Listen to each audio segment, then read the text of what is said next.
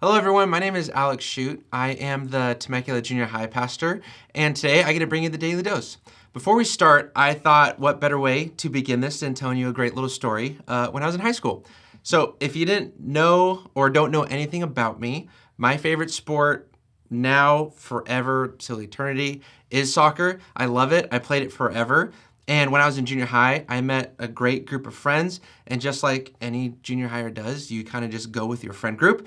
Thankfully, this was a pretty solid friend group, but they loved soccer. And so when I was younger, I did all the little league baseball. I did football for a little while. But when I got with these group of friends, soccer was a thing. Soccer was super popular. It was a lot of fun.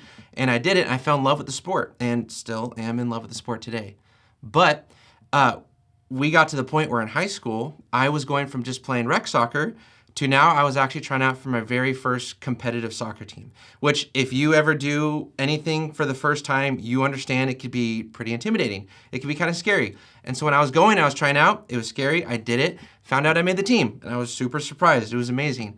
But the first day of practice we got there, I noticed me coming from youth group, going to a travel soccer team practice, it wasn't youth group. It was very different.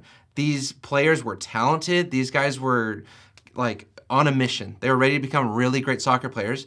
But there was cussing. There was things that were talked about that were just completely different. And me just coming from a great school to youth group to a very public, very competitive soccer team, it was a culture shock. And so I came to a point where that first day of practice, you want to make a great impression. And so at the end of practice, soccer balls are everywhere. So you're going around the team, picking them up, collecting them.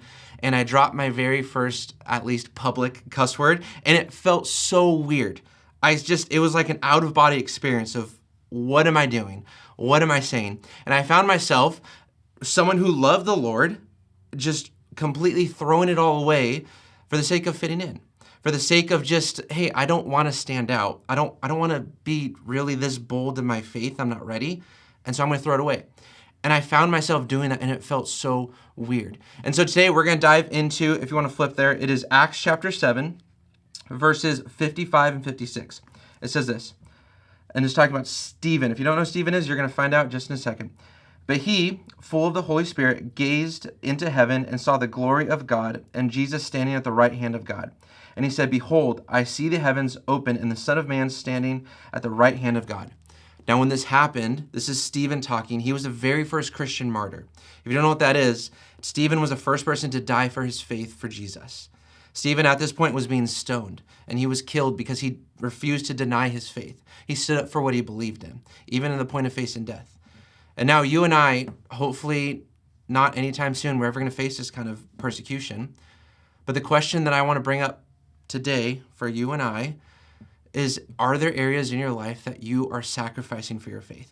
Are there areas in your life that you know, for the sake of you wanting to fit in, for the sake of you wanting to be comfortable, are you not being bold in your faith?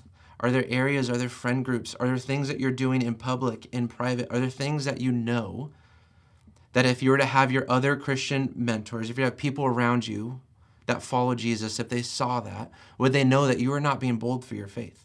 And it could be in the workplace, it could be at school, it could be in a lot of different places. But are there areas in your life where you want to be comfortable and you don't want to step out? Because it can be very scary, even today. Even when I go and travel and you sit in an airplane and someone asks me what I do for a job, there's a hesitation there for me saying, hey, I'm a junior high pastor at a church. Demeanor changes, conversation, that's a part of it.